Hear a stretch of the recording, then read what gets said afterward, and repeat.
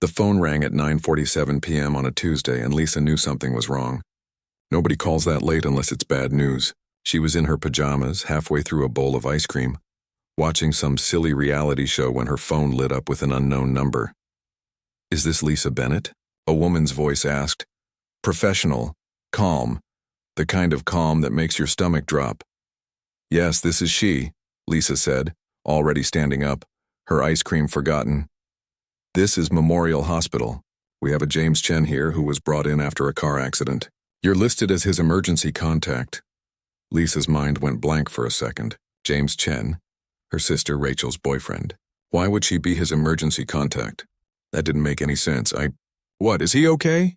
What happened? "He's in critical condition. Can you come to the hospital right away?" Lisa grabbed her keys and ran out the door, not even bothering to change out of her sweatpants. During the entire 15-minute drive, her hands shook on the steering wheel. She kept trying to call Rachel, but it went straight to voicemail. Right. Rachel was in London finishing her medical residency. It was the middle of the night there.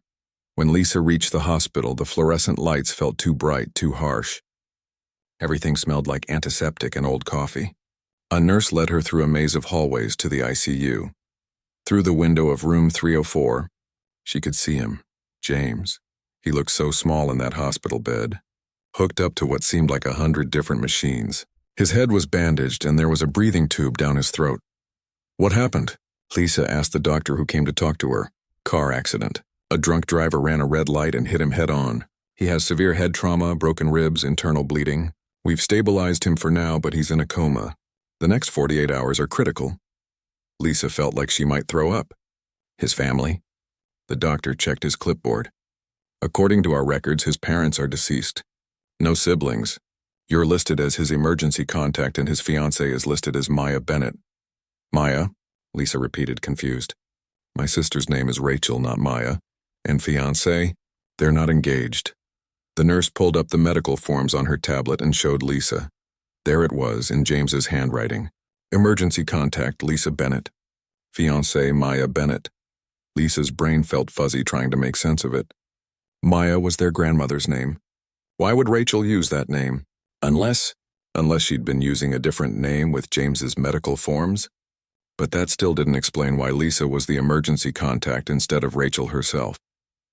"I need to make some calls," Lisa said quietly. She found a quiet corner in the waiting room and tried Rachel again. This time her sister picked up, groggy and confused. "Lisa? What's wrong?" "It's like 4 in the morning here." "Rachel, James was in a car accident. He's in a coma." She heard Rachel gasp, then start crying. No, is he going to be okay?" "They don't know." "Rachel, why am I listed as his emergency contact? And why does his medical form say his fiancé's name is Maya Bennett?" There was a long silence on the other end. Then Rachel started crying harder. "I was going to tell everyone. I swear I was. We got engaged 6 months ago. We were planning to announce it when I got back from London. I used Grandma Maya's name on the forms because I didn't want Mom finding out before I could tell her properly. You know how she gets about these things. And I put you as emergency contact because you live in the same city as James. And I knew you'd help if anything happened while I was away." Lisa closed her eyes. Of course. Rachel had always been like this, making things more complicated than they needed to be. "You need to come home," Lisa said. "I'm trying. I've been trying to get a flight out since you called, but there's some visa issue. My residency program is saying I can't just leave, and there's this whole thing with paperwork. I'm working on it, but it might take a few days." "A few days? Rachel, he might not have a few days." "I know," Rachel sobbed. "Don't you think I know that? I'm doing everything I can." A doctor approached Lisa and she told Rachel she'd call her back. This doctor was older, with kind eyes and gray hair. "Ms. Bennett, we need to discuss James's treatment options. He needs emergency surgery to relieve the pressure on his brain. Without it, he likely won't survive the night. But we need consent from his next of kin to proceed. His fiancée is my sister. She's in London. She can give consent over the phone, right?" The doctor shook his head slowly. "I'm afraid it's not that simple. We need someone here who can sign the legal documents, someone who has the legal authority to make medical decisions on his behalf. Since he has no living parents and no spouse, we'd typically need to petition the courts to appoint a guardian. But that process takes time." "How much time?" Weeks, maybe a month. But you said he might not survive the night without surgery. That's correct. Lisa felt the room spinning. So what are you saying?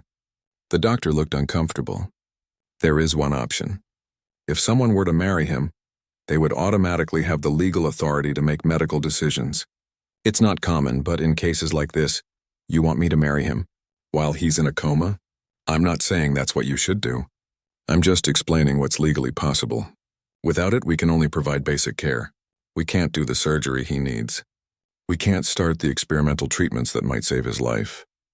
We'd have to wait for the courts, and by then, he didn't need to finish that sentence. Lisa called Rachel back and told her everything. Rachel begged. She cried. She pleaded, "Please, Lisa, please, I know it's crazy. I know it's asking too much, but he's the love of my life. I can't lose him. Just until I can get there. Just until we can figure out the legal stuff. It's just paperwork. It doesn't mean anything. Please." Lisa looked through the window at James lying there so still. She thought about Rachel's voice on the phone breaking with desperation. She thought about how she'd feel if the person she loved was dying and she was trapped thousands of miles away. "Okay," she whispered. "Okay, I'll do it." The hospital arranged everything quickly. Too quickly. A chaplain was brought in, along with a lawyer who explained what Lisa was signing. The marriage license had been expedited.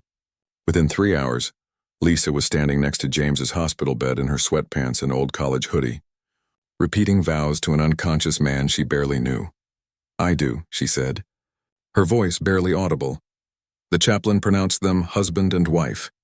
There was no kiss, no celebration, just the steady beep of the heart monitor and the whoosh of the ventilator. Lisa signed the consent forms with shaking hands. "Mrs. Lisa Chen," the name looked foreign on the page. "We'll prep him for surgery." Immediately, the doctor said, relief clear in his voice. As they wheeled James away, Lisa sank into a plastic chair in the waiting room. She looked at her hand, at the cheap temporary ring the hospital had provided. What had she just done? Her phone buzzed with a text from Rachel. "Thank you. I love you. I'll be there as soon as I can." Lisa didn't reply. She just sat there under the harsh fluorescent lights, waiting to find out if her sister's secret fiancé, her husband now, she supposed would survive the night. James survived the surgery. Barely. Lisa spent that entire first night in the hospital waiting room, drinking terrible coffee and staring at her phone. When the surgeon finally came out at 6 in the morning, she almost couldn't stand up. Her legs had gone numb from sitting so long. "The surgery went well," he said. "We were able to relieve the pressure on his brain, but he's still in critical condition. The next few weeks will tell us more about his prognosis." "Will he wake up?" Lisa asked. The doctor's face was carefully neutral. "It's too early to say. Brain injuries are unpredictable. Some patients wake up in days. Some take months, some—" He didn't finish that sentence. Lisa went home that morning and slept for 12 hours straight. When she woke up, there were 17 missed calls from Rachel and about 30 text messages. She called her sister back. "He made it through surgery," Lisa said before Rachel could even ask. Rachel sobbed with relief. "When can I talk to him?" "He's still unconscious, Rachel." "He's in a coma." Right, I know. God, I wish I was there." "How's the visa situation?" "Still a nightmare. They're saying it could be another 2 weeks before I can leave. My supervisor is being difficult about it. I might have to quit the program." "Don't do that. You've worked too hard for this." "But James, I'm here," Lisa said, surprising herself with how steady her voice sounded. "I'll take care of things until you can get back." She didn't realize then what that promise would actually mean. The next day, a hospital social worker sat down with Lisa and explained everything she needed to do. Insurance forms, medical bills, physical therapy approvals, medication authorizations. There were dozens of documents that needed a spouse's signature. "This is his insurance card," the social worker said, handing Lisa a laminated card. "And here's the information for his employer's HR department. You'll need to notify them about the accident and discuss his short-term disability benefits." Lisa stared at the pile of papers. "I don't even know his birthday." The social worker gave her a sympathetic look. "February 14th, it's in his file." Of course it was Valentine's Day. Rachel would have loved that. Lisa had to go to James's apartment to find important documents. The building manager gave her a strange look when she introduced herself as his wife, but handed over a spare key without questions. The apartment was small but tidy, very tidy, almost obsessively organized. The kitchen had those labeled containers for everything. The books on the shelves were arranged by color. It made Lisa feel like she was intruding on someone very private. She found his file cabinet in the bedroom closet. Insurance papers, birth certificate, social security card, tax returns. Everything was neatly labeled and organized. This guy really had his life together, she thought. Then she saw the box on the top shelf. It was just a regular shoebox, but something made her pull it down and open it. Inside were letters, dozens of them, all addressed to Rachel. Most were stamped and sealed, like he'd been planning to mail them but never did. Some were just folded pieces of notebook paper. Lisa knew she shouldn't read them. She really knew it. But she opened one anyway. Rachel, it started. Today marks 3 months since you left for London. I know it's only supposed to be a year, but I miss you so much it physically hurts sometimes. I was at the grocery store today and I saw your favorite cereal, and just started crying right there in aisle 7. The checkout lady probably thought I was insane. Lisa felt her throat tighten. She opened another one. I bought the ring. I know we said we'd wait until you got back, but I couldn't help myself. It's simple, like you wanted. No big diamond. Just a small emerald because you said you always liked green better than clear stones. I carry it with me everywhere now. I'm terrified I'll lose it, but I also can't stand to leave it at home. Is that crazy? There were more. So many more. Letters about his day. Letters about his fears. Letters about their future. He wrote about wanting to adopt a dog together. About the house he hoped they'd buy someday with a big backyard. About how he wanted at least 3 kids but would be happy with whatever she wanted. Lisa sat on his bedroom floor and cried. Not because she had feelings for James, she didn't even know him, but because she was reading the private thoughts of someone who loved her sister so completely, so genuinely, and now he was lying in a hospital bed and might never wake up to mail these letters or buy that house or adopt that dog. She found the ring box tucked in his sock drawer. The emerald was beautiful, small and simple, just like he'd written. Lisa closed the box quickly, feeling like she'd seen something she wasn't supposed to. After that, Lisa started spending her evenings at the hospital. She'd go after work, sit in the chair next to James's bed and just talk to him. The nurses said it was good to talk to coma patients, that sometimes they could hear you. At first, she didn't know what to say. Hi, James, it's me, Lisa, your wife. Well, not really your wife. It's complicated. That felt too weird, so she just started talking about normal stuff. Her day at work. The traffic on the way to the hospital. What she'd had for lunch. One day, about a week after the wedding, a nurse named Patricia started chatting with her. You're here every single day, Patricia said while checking James's vitals. That's real love. Lisa felt her face get hot. I want to be here when he wakes up. He's lucky to have you. A lot of spouses would have given up by now. This isn't easy. Lisa nodded, not trusting herself to speak. If only Patricia knew the truth. The medical decisions got harder. James needed physical therapy to prevent muscle atrophy, but insurance only covered 3 sessions a week. The therapist recommended 5. It would cost $2,000 extra per month out of pocket. Lisa called Rachel. What do you want me to do? Whatever he needs. Money doesn't matter. Rachel, it's your money too. You're going to marry him. There was a pause. Just do it. Please, I'll pay you back for everything. Lisa signed the authorization form. Then there was the experimental medication, a new drug that might help reduce brain swelling and improve outcomes for coma patients. It wasn't covered by insurance at all. $15,000 for a 3-month course. This time, when Lisa called Rachel, her sister was crying. I don't have that kind of money, Rachel admitted. Not liquid anyway. I have student loans. I've been putting everything into paying those off. James has some savings, Lisa said. She'd found his bank statements. About $20,000 in his savings account. I can't ask you to spend his money. Rachel, what's the point of having savings if not for something like this? So Lisa signed that authorization too. She started having dreams about James. Not romantic dreams. Just strange, anxious dreams where he'd wake up and ask her who she was and why she'd stolen his life. She'd wake up sweating, feeling guilty for reasons she couldn't quite name. 2 weeks after the accident, Lisa's mom called. Honey, Rachel told me what happened. Are you okay? I'm fine, Mom. This is a lot to put on you. You barely knew this man. I know. Your sister shouldn't have asked you to do this. Lisa felt defensive suddenly. She didn't have a choice. I didn't have a choice.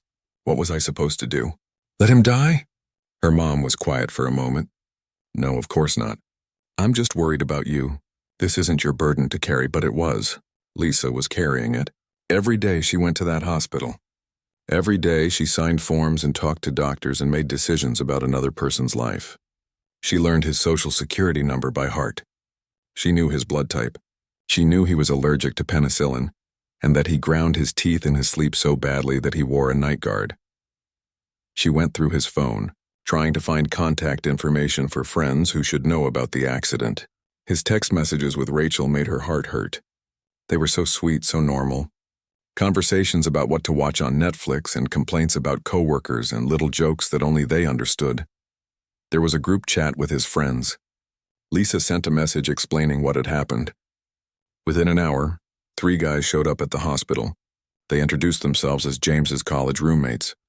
"You must be Rachel," one of them said to Lisa. "Actually, I'm her sister, Lisa." They looked confused. Lisa had to explain the whole complicated situation. By the end, they were all stunned into silence. "That's intense," one of them finally said. "Yeah," Lisa agreed. "Yeah, it really is."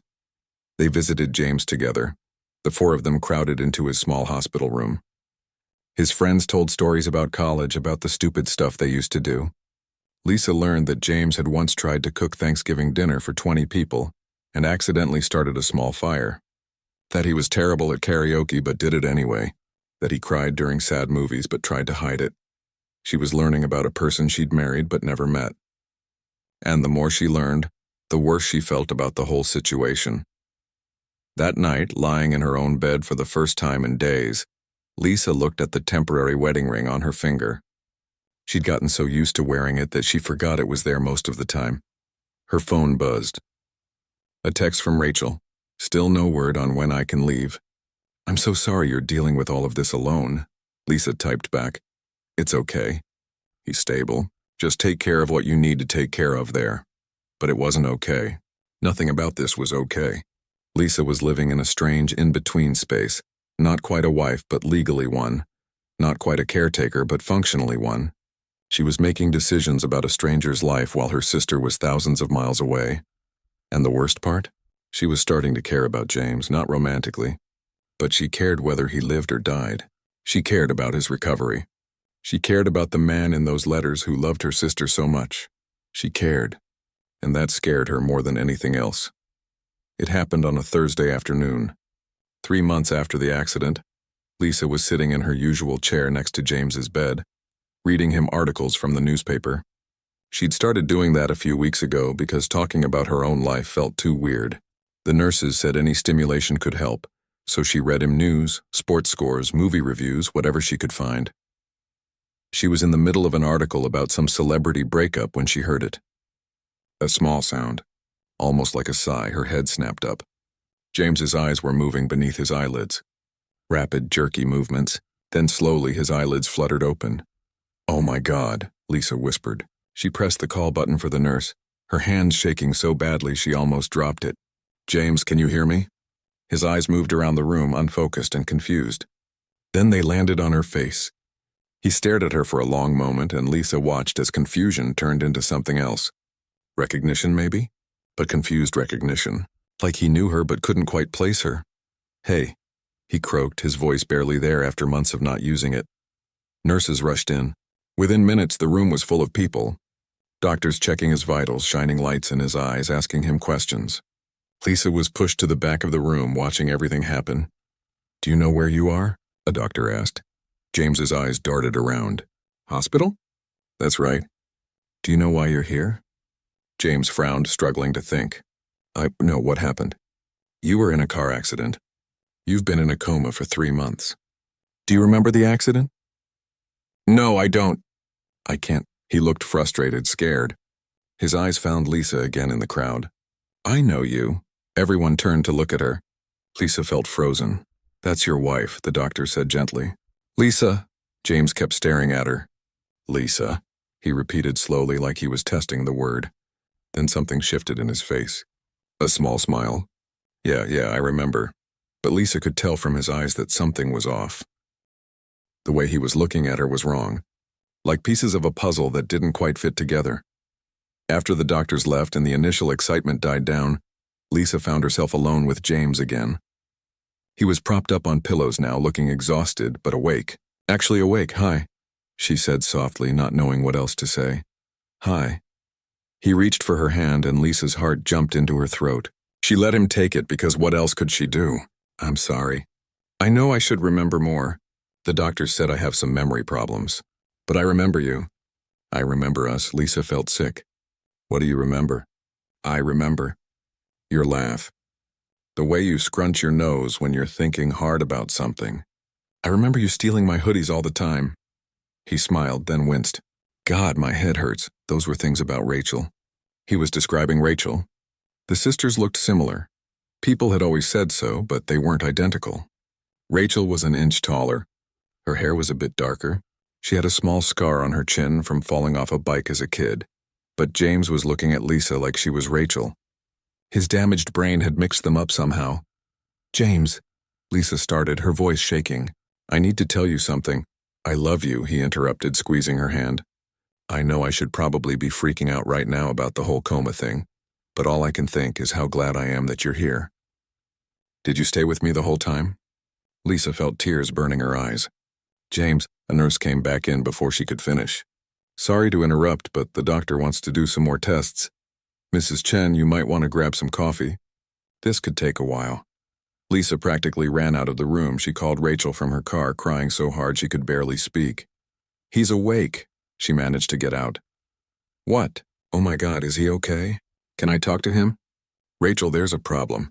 He thinks I'm you. Silence on the other end. What do you mean he thinks you're you? He woke up and the doctors told him I was his wife and he just accepted it. He's looking at me like I'm you. He's talking about memories, but they're memories of you, not me. His brain is confused. Oh God, oh no. What did you tell him? Nothing. I tried to tell him the truth, but then the nurse came in and... Rachel, what do I do? Don't tell him. Not yet. What? Lisa, listen to me. The doctor told me weeks ago that if James woke up, we had to be careful about shocking him. His brain is fragile right now. Too much stress or confusion could cause another injury. We have to be gentle with him. So you want me to lie to him? You want me to pretend to be you? Just for a little while.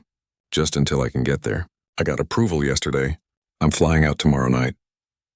I'll be there in 2 days. Just keep him calm until then, please, Lisa wanted to scream. This is crazy, Rachel. This is so messed up. I know it is.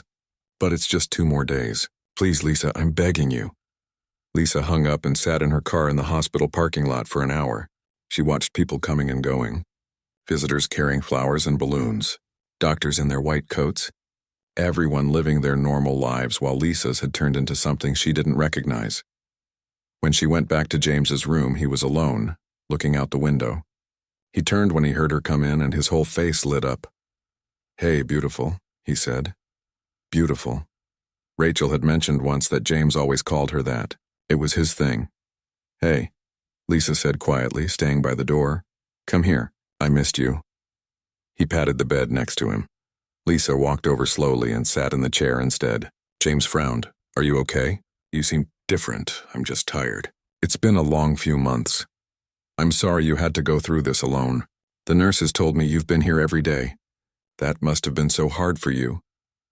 You have no idea, Lisa said, and meant it in more ways than one. Over the next 2 days, Lisa tried to maintain the lie without actually lying. When James asked her questions about their relationship, she'd deflect or give vague answers. When he wanted to hold her hand, she'd let him but keep conversations focused on his recovery. When he tried to talk about their future together, she'd change the subject. But it was getting harder. James's memory was coming back in pieces. Wrong pieces. He'd mentioned things that happened between him and Rachel, but he thought he was remembering them with Lisa. A vacation they'd taken to the beach. The first time he'd said, I love you. Their first apartment together. Do you remember when we adopted that goldfish from the pet store? James asked one evening. The one that was swimming sideways? You insisted we had to save it. Lisa did remember that story.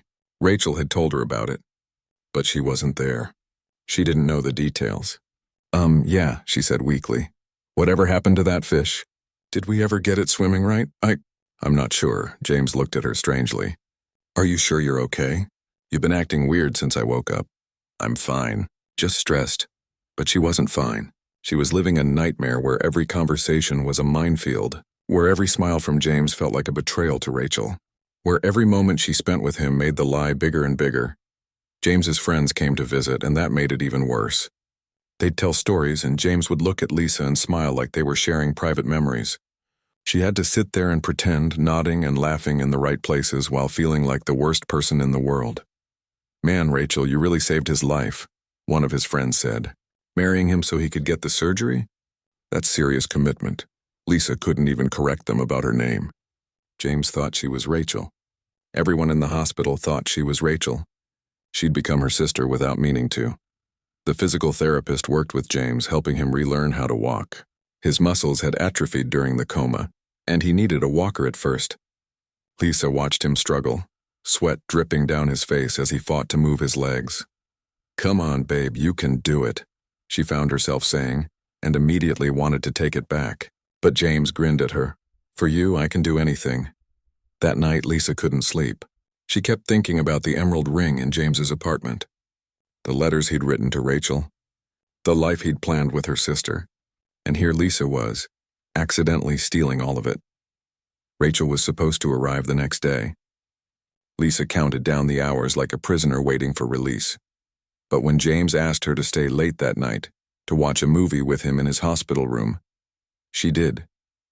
They watched some comedy on the small TV mounted on the wall. James fell asleep halfway through, his head tilted toward her. In sleep, his face looked peaceful. Younger somehow. Lisa looked at him and felt something she didn't want to name. It wasn't love. It couldn't be. But it was something. Affection, maybe. Care. She'd spent 3 months taking care of him, learning about him, making decisions for him. She'd read his letters. She'd cried over his unconscious body. She'd fought with insurance companies and held his hand through medical procedures he couldn't feel. She'd married him to save his life. But somewhere along the way, she'd started to actually care about him as a person, and that made everything so much worse. When James woke up, he caught her staring. What are you thinking about? He asked sleepily. Nothing, Lisa lied. Just, glad you're okay. I'm more than okay. I'm with you. Lisa excused herself and went to the bathroom. She looked at herself in the mirror under the harsh fluorescent lights. Who was she? What had she become? Tomorrow Rachel would arrive, and this whole mess would finally come to light. James would find out the truth, that the woman he'd been confiding in, holding hands with, falling for all over again, wasn't the woman he thought she was. And Lisa had no idea how any of them would survive that revelation. She touched the wedding ring on her finger.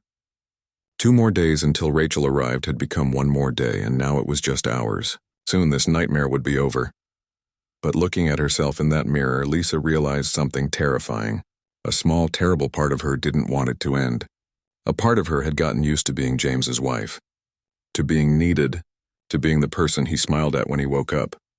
And that realization made her feel like the worst sister in the world. Rachel arrived at noon on Saturday. Lisa was in the hospital, cafeteria getting coffee when she saw her sister walk through the entrance. Rachel looked exhausted, like she hadn't slept in days. She probably hadn't. Her hair was in a messy bun and she was still wearing what looked like travel clothes, but her eyes were scanning the room frantically, searching. When their eyes met, Rachel rushed over and hugged Lisa so tight it hurt. Where is he? Is he okay? Can I see him? Rachel, we need to talk first. I've been on planes for 18 hours. I need to see him, please. Lisa grabbed her sister's arm. No, listen to me. He thinks I'm you. His memory is confused. The doctor said we need to be careful about how we tell him. Rachel's face went pale. You said that on the phone, but I thought maybe by now. Does he really not remember me? He remembers you, but he thinks I'm you. When he looks at me, he sees you. Every memory he has of you, his brain is putting my face on it. Oh, God. Rachel sat down hard in one of the plastic cafeteria chairs. What do we do? I don't know. I've been waiting for you to get here to figure it out. They sat there in silence for a moment. The cafeteria buzzed with the normal sounds of a hospital. Phones ringing, people talking, trays clattering, everything so normal while Lisa's world was falling apart. I need to see him, Rachel said finally. I need to see it for myself. They went up to James's room together. Lisa felt like she was walking to her own execution. When they got to the door, she stopped. Maybe I should go in first. Prepare him. No. Rachel's voice was firm. We're doing this together. They walked in. James was sitting up in bed, doing some kind of hand exercises the physical therapist had given him. When he saw Lisa, his face lit up with that smile she'd gotten used to seeing. Hey, you're back. I thought maybe you'd... He stopped mid-sentence when he saw Rachel behind her. His smile faded. Who's that? Lisa felt her stomach drop. She opened her mouth, but no words came out. Rachel stepped forward. James, it's me. It's Rachel. James looked between the two of them, confusion written all over his face. What? No, that's... He pointed at Lisa. That's Rachel. You're Rachel? No, Rachel said gently, moving closer to the bed. I'm Rachel. That's my sister, Lisa. Do you remember? I have a sister named Lisa.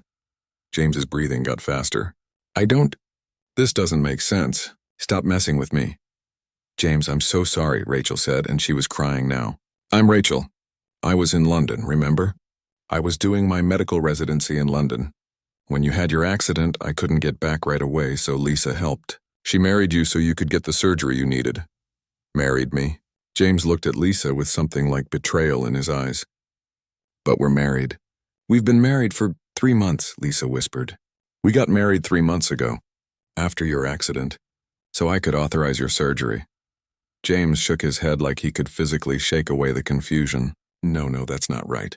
I remember proposing. I remember? He stopped, pressing his hands against his temples. Why can't I remember? You have a brain injury, Rachel explained, sitting on the edge of his bed. Your memory is confused. You remember me, but your brain is mixing up our faces. Lisa and I look similar. We're sisters. This is insane. James looked at Lisa with hurt in his eyes. You've been lying to me this whole time? I tried to tell you, Lisa said, her voice breaking. That first day you woke up, I tried. But Rachel said we shouldn't shock you, that your brain needed time to heal. So you just pretended to be my fiancé? You held my hand and watched movies with me and let me think. He couldn't even finish the sentence. Rachel pulled out her phone. Here, look. She showed him photos. Pictures of her and James together. At the beach. At restaurants. In his apartment. Selfies where they were laughing and kissing and looking at each other with obvious love. James took the phone with shaking hands. He scrolled through the photos and Lisa watched his face change as he saw the proof. His eyes kept darting between the phone and Rachel's face and Lisa's face. I don't understand, he said quietly. I remember these moments. But when I remember them, I see... He looked at Lisa. I see you. Because your brain is confused, Rachel said softly. But it's me. It's always been me. We've been together for 3 years, James. We got engaged 6 months ago. You proposed in your apartment. You got down on one knee and you were so nervous you dropped the ring and we both had to look for it under the couch. James closed his eyes. The emerald ring. Because you like green stones better than diamonds. Yes. Rachel's face lit up with hope. You remember? I remember the moment. But I remember it with... He trailed off, looking at Lisa with such confusion it made her heart ache. A nurse came in to check James's vitals and immediately sensed the tension. Is everything okay in here? We're fine, James said, but his voice said otherwise. His heart rate monitor was beeping faster than usual. After the nurse left, an uncomfortable silence filled the room. Lisa stood by the door, feeling like she shouldn't be there but also unable to leave. Rachel sat on the bed holding James's hand. The hand that had held Lisa's hand just yesterday. Why didn't you come sooner? James asked Rachel quietly. I tried. I swear I tried. There were visa issues and problems with my program, and then my grandmother got sick and I had to help with that. It was a nightmare. I wanted to be here every single day. So you sent your sister to pretend to be you. That's not fair, Lisa spoke up. She didn't send me to pretend. I married you to save your life. That part was real. The pretending only happened because your brain got confused when you woke up. And you just went along with it, James said, anger creeping into his voice. For weeks you let me think you were Rachel. You let me tell you I loved you. I was trying to protect you. The doctors said, I don't care what the doctors said. You lied to me. Everyone lied to you, Lisa shot back. The nurses. The doctors. Your friends. Everyone was trying to protect you until Rachel could get here. Don't put this on other people, Rachel interjected. James, I'm sorry. We're both sorry. This whole situation is messed up, but we were just trying to do what was best for you. James laughed, but it wasn't a happy sound. What was best for me? I wake up from a coma to find out my whole life is a lie. The woman I thought was my wife is actually my wife's sister. The actual woman I'm supposed to marry has been in another country this whole time. How is any of this what's best for me? He tried to get up, but his legs were still weak.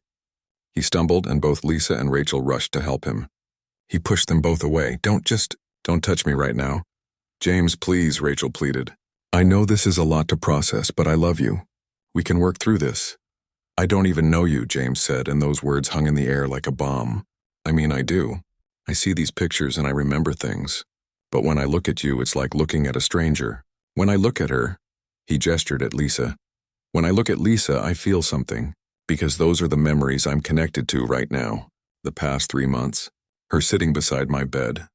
Her voice reading me newspapers. Her hand in mine. Lisa felt tears streaming down her face. Those weren't my memories to make. But you did make them, James said, not unkindly. Whether you meant to or not. Rachel stood up, and Lisa could see her sister was trying hard not to completely break down. I need some air. She walked out of the room quickly. Lisa started to follow, but James called her back. Lisa, wait. She turned. They looked at each other for a long moment. I know this isn't your fault, James said quietly. I know you were just trying to help. But right now, I need time to process all of this. I need to figure out what's real and what's not in my head. I understand. Do you? James asked. Because I don't understand any of this. I'm supposed to be in love with Rachel. I am in love with Rachel, I think. But I also have all these feelings connected to you, and I don't know if those feelings are real or if they're just my broken brain mixing everything up. Lisa didn't know what to say to that. What could she say? The divorce papers, she finally managed. I can have my lawyer draw them up. We can end this. Yeah, James said. Isa, I think that's probably best. Lisa found Rachel in the parking lot, sitting on a curb with her head in her hands. She sat down next to her sister. I've lost him, Rachel said without looking up. He looks at me like I'm a stranger. His memory is just confused. Give him time. Time. I've already been gone for months. I've missed everything. You were here. You took care of him. You made all these memories with him. How am I supposed to compete with that? Rachel, you're not competing with me. He loves you. Those photos you showed him, anyone can see how much he loves you. Loved. Past tense. Rachel finally looked at Lisa, and her eyes were red and swollen. I'm not mad at you. I know I should be, but I'm not. You saved his life. You did what I couldn't do because I was too far away, but that doesn't make this hurt any less. They sat there together in silence.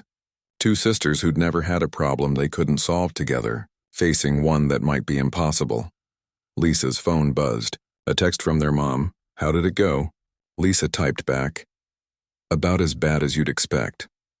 Inside the hospital, James was probably still trying to piece together his memories. Trying to separate Lisa memories from Rachel memories. Trying to figure out who he really was and what he really felt. Lisa looked at the wedding ring on her finger. Tomorrow she'd call a lawyer. She'd start the divorce process. She'd undo the legal tie that had never been real in the first place. But sitting there with her sister in the parking lot, both of them crying, both of them hurting, Lisa knew that some things couldn't be undone. The past 3 months had happened. The feelings that had developed, and no amount of lawyers or explanations could erase that. We'll figure this out, Lisa said. Not sure if she believed it. Rachel just nodded. Tears still streaming down her face. But Lisa wasn't sure how anyone figured out something like this. How did you untangle a mess this complicated? How did you separate what was real from what was confused?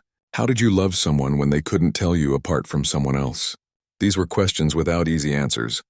And as the sun set behind the hospital building, casting long shadows across the parking lot, Lisa realized that this story was far from over. In fact, the hardest part might just be beginning. The next 2 weeks were the hardest of Lisa's life.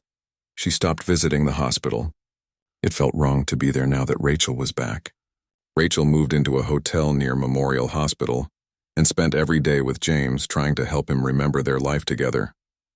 She'd bring photo albums and play songs they used to listen to.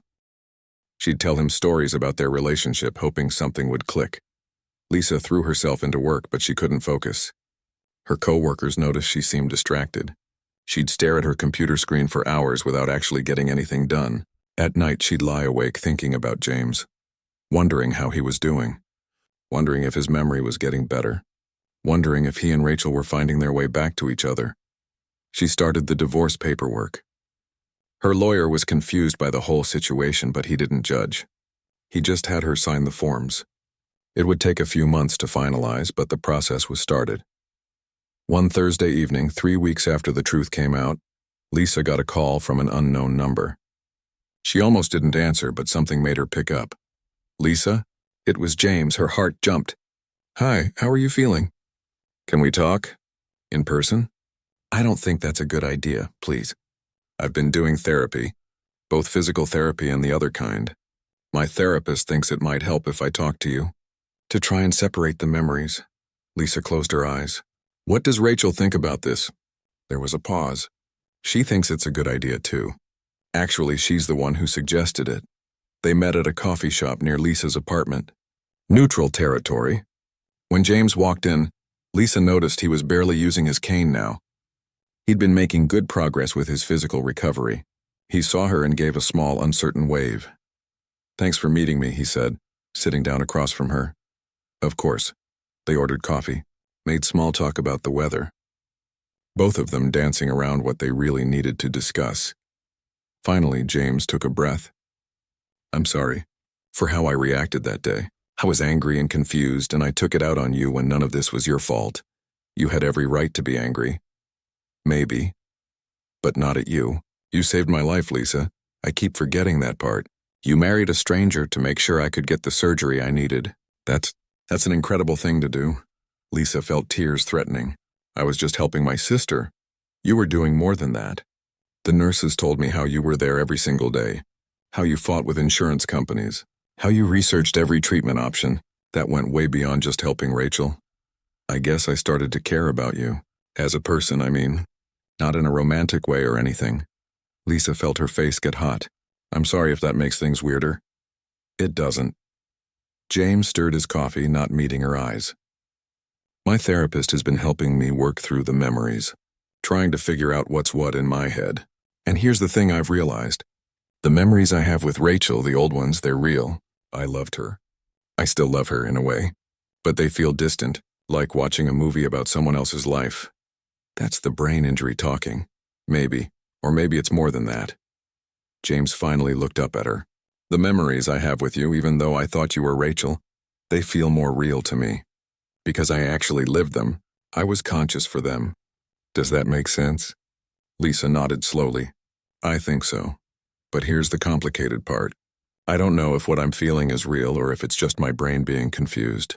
When I look at Rachel now, I see someone I loved, someone I planned a future with, but I don't feel that connection anymore. Is that because of the injury?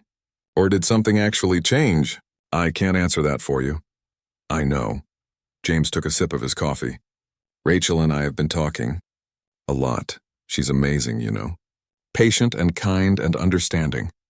We've been going through all our old memories together, and some of them are coming back. I remember proposing to her now. I remember how nervous I was. I remember her saying yes. That's good, right? I remember it happening. But I don't remember how it felt.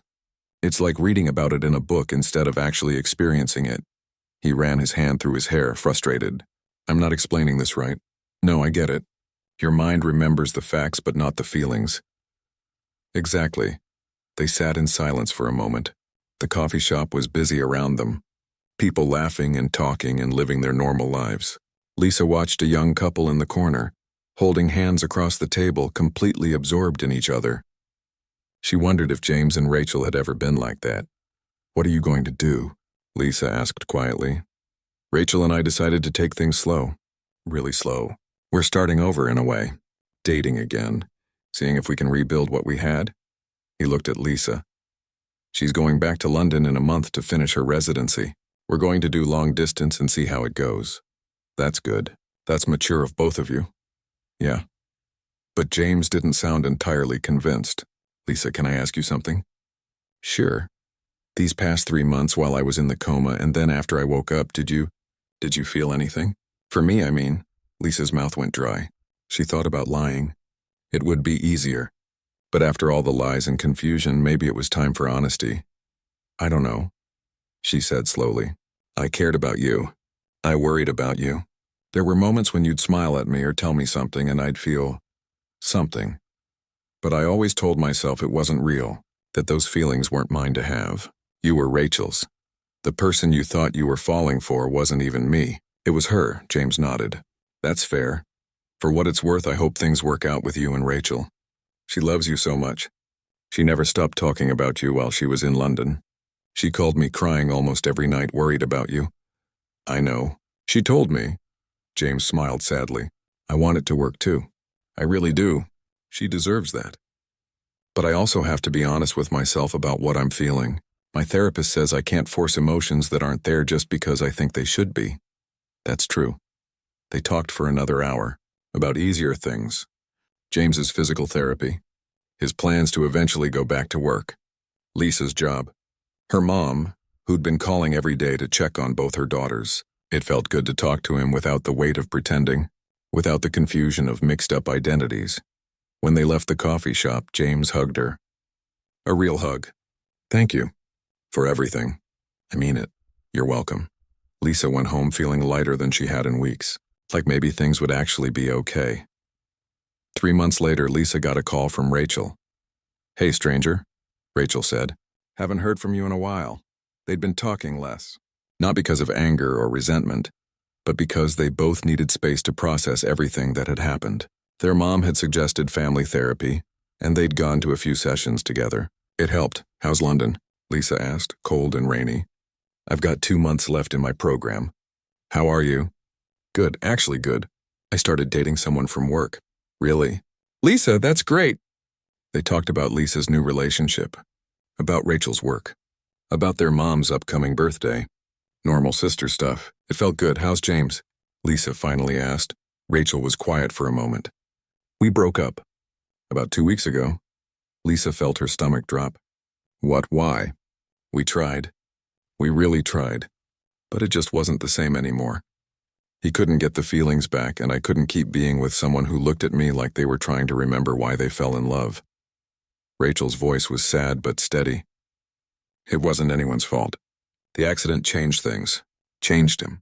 Changed us. I'm so sorry, Rachel. Don't be. Honestly, I think we both needed to let go. I've actually been talking to someone I met through my program here. It's new and I don't know where it's going, but it feels right. It feels easy in a way things with James never felt after the accident. They talked for a while longer. Before they hung up, Rachel said something that surprised Lisa. He asked about you, you know. James, he asked if you were seeing anyone. Lisa's heart skipped. What did you tell him? The truth. That you're dating someone. He seemed, I don't know, maybe a little sad, but also happy for you. It's complicated. After they hung up, Lisa sat with that information. She thought about James, about everything they'd been through, about feelings that were real but born from impossible circumstances. Her phone buzzed. A text from her new boyfriend asking about dinner plans. She smiled and texted back. Some stories don't have neat endings. Some questions don't have clear answers. James and Rachel didn't end up together, but they'd both be okay. They'd both move forward. Lisa had helped save a life and lost a piece of herself in the process, but she'd found her way back. 6 months after that, Lisa ran into James at a bookstore. They talked for a few minutes. He looked good, healthy, happy even. He was back at work. His memory had mostly recovered, though some things would always be a bit fuzzy. How's Rachel? He asked. Good. She's back from London. Started a new job at a hospital downtown. That's great. Tell her I said hi. I will. They parted ways, and Lisa realized she felt at peace. What happened between them was real in its own strange way, but it was also in the past. They'd all moved on. They'd all healed. Sometimes love takes unexpected paths. Sometimes the person who saves you isn't the person you end up with. Sometimes the biggest act of love is letting go. Lisa learned that the hard way, but she learned it, and that made all the difference.